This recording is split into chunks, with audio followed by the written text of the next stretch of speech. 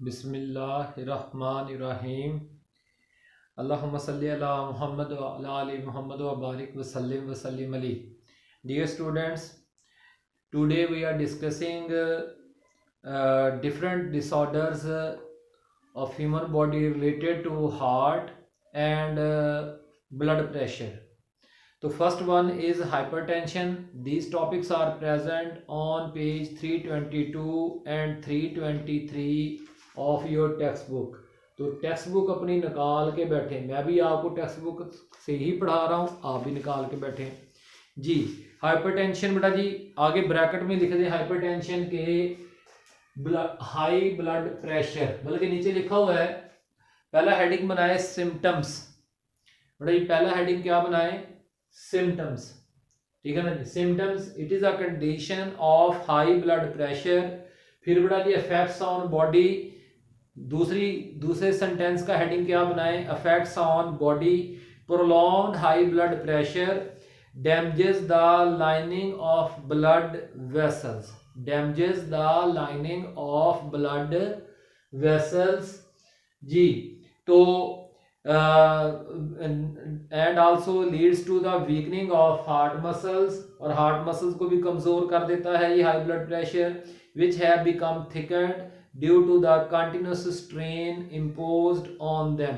तो फिर जो है वो दिल की दीवार जो है ना सख्त हो जाती हैं, और जब वो सख्त हो जाती है तो वो पूरी फोर्स नहीं लगा जो है ना वो उनमें पूरा ब्लड भरता नहीं है, ठीक हो नहीं, वो ज़्यादा फिर फैलती नहीं है।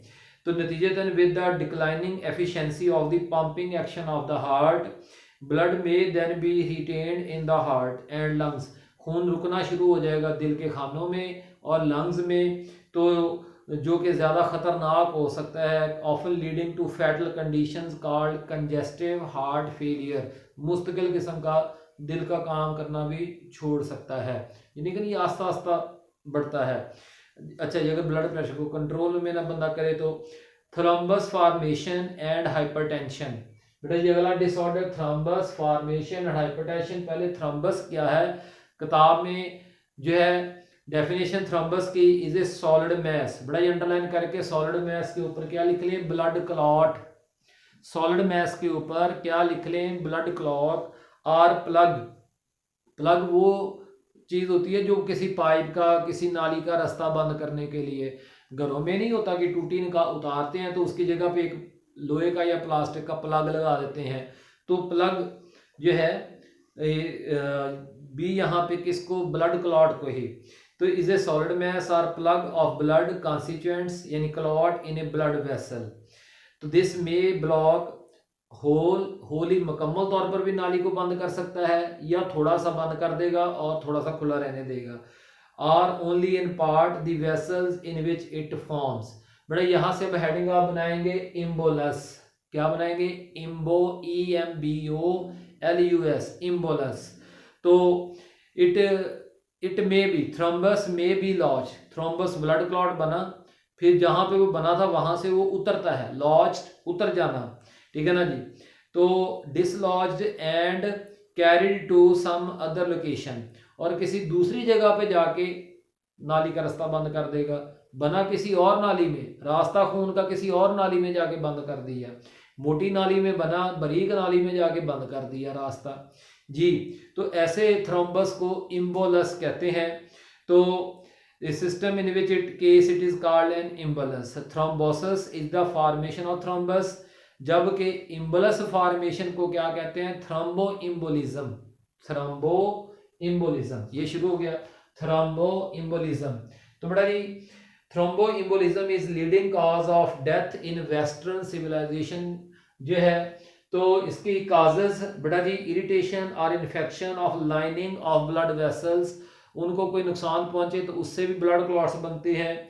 Reduce rate of blood flow, खून की रफ्तार स्लो हो जाए तो वो जमना शुरू कर देता है due to long periods of inactivity. और फिर इस तरह से निमोनिया जो कि लंग्स इन्फ्लेमेशन है, ट्यूबरक्लोसिस, टीबी का मर्ज, एम्फीसीमा जो है जिसमें एल्वियोलाई फट जाती हैं, हमने पढ़ा भी हुआ है।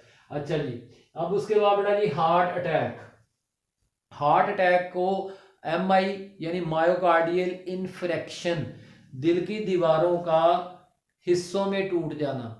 जी तो बेटा जी काज पहले इसकी जो है इसकी cause blockage of blood vessels in the heart by an imbalance, यानी imbalance in blood vessels in heart जो है वो बन जाए तो काज निक्रोसिस। बेटे निक्रोसिस का मतलब होता है डेथ ऑफ टिश्यूज। निक्रोसिस का मतलब क्या है? Death of tissues, death of tissues.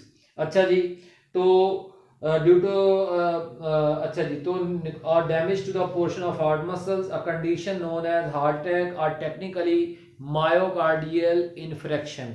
तो बड़ा ये इसका काज भी है और इंट्रोडक्शन भी है, डेफिनेशन भी है।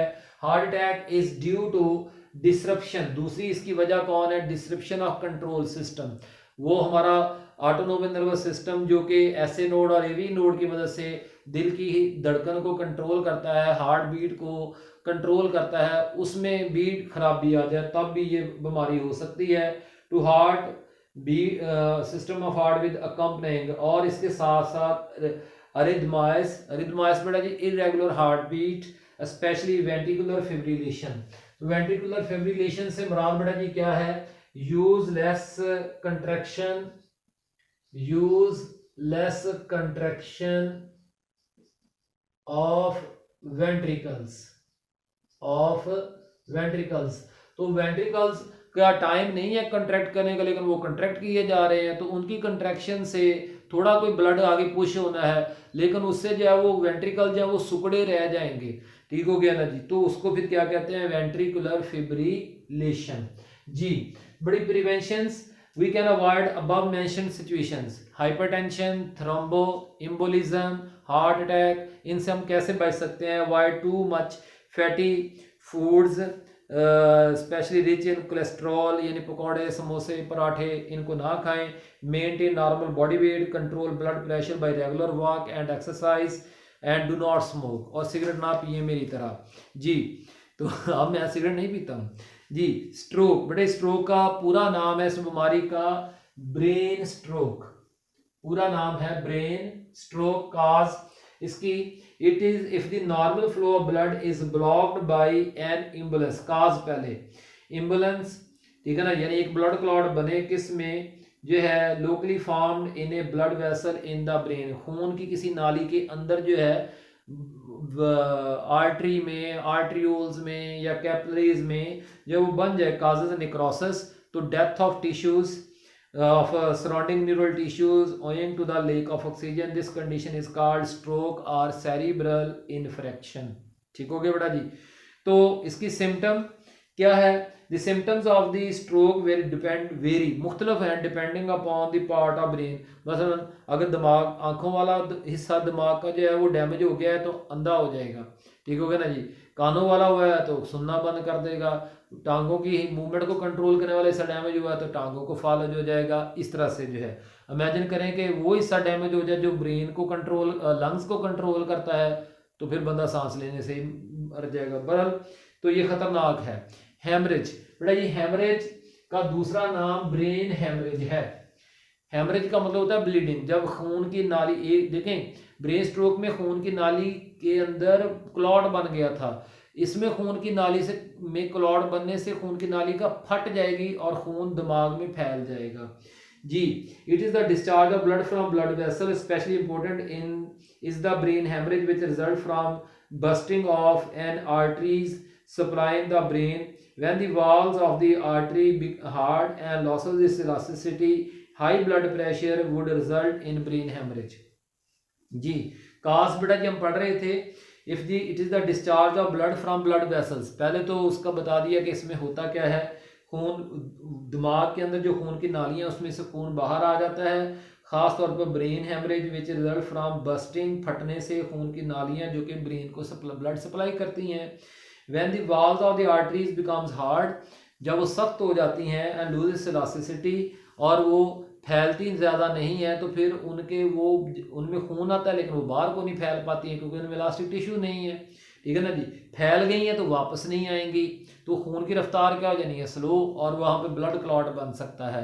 और उस ब्लड क्लॉट के बनने से आस्ता आस्ता जो है वो नाली कमज़ोर हो गई है, ब्लड क्लॉट बनने की वजह से खून का जो प्रेशर है वहाँ पे बढ़ेगा और वो शरेयान फट जाएगी। And higher blood pressure would result in brain haemorrhage यानी बस्टिंग ऑफ आर्टरीज।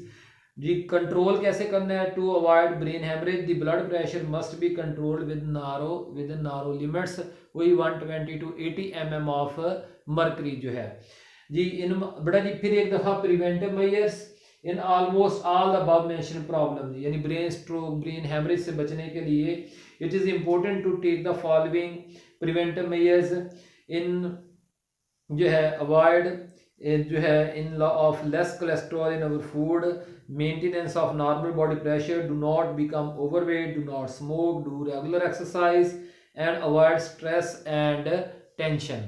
तो ये बड़ा जी आज का लेक्चर है। कोई भी सवाल हो व्हाट्सअप पूछा, सलाम साहब कामिन नासर आमिनी, शुक्रिया।